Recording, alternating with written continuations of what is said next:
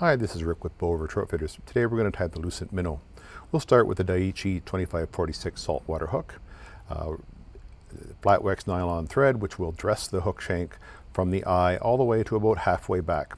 At this point, we'll tie in the weightless dumbbell eye and using a figure-8 wrap on the eye, and then after we'll dress the hook all the way to the end of the hook shank. The weightless dumbbell eye is a great way to add eyes without the hassle of gluing eyes in, and it's also a way to keep the overall hook weight down for casting. Now we're going to add a little flash to the fly. So using some hairline shimmer fringe or hen's angel hair, we're going to tease out a long section of this that will act as a bit of a central part of the tail, just to give a little bit of, it's a very flexible and supple fabric. Just going to tease this out and make a tail which will run down the center line of the fly. So we're going to tie in our flash material so that it's about twice the length of the shaft of the hook. Trimming, and then our next material is going to be a synthetic fiber. In this one it's supplied by Semperfli. It's called Predator Fibers.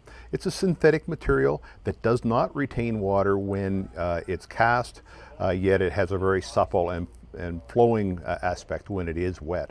We're going to tie this in once again about 2 times the length of the shaft of the hook.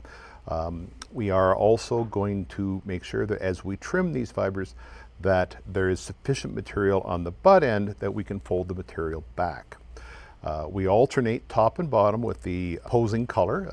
I like to have white on the belly of the fly. The top part of the fly in this case is chartreuse. We can also use grays or blues. Yellows would be fine. Even purple is a very popular color in the saltwater world. As I tie the fibers in top and bottom, after I fold them back, I make sure that I push the forward-facing fibers back by creating a thread dam in front. I also want to make sure as I attach the fibers that I maintain a very thin profile to the fly in the vertical aspect while making the fly fish-like and long in the longitudinal aspect of the fly. Once again, alternating colors top and bottom and folding back the forward-facing fibers and securing with a thread dam in front. Okay, we're going to repeat the fiber application until we reach the eye.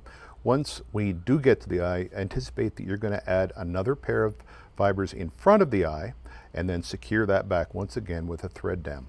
Now the fly is going to look a little unkempt at this point. We are going to trim off all these fibers to attain the final shape of the finished fly. Now I've taken the fly out of the vise and given it its final haircut, trying to approximate the shape of the bait fish that this fly is meant to imitate. It's a great saltwater fly. It can be used successfully in freshwater for pike and bass. Thanks very much for joining us. This is Rick with Bow River Trout Fitters. Remember, you can get all these materials and more at bowrivertroutfitters.com.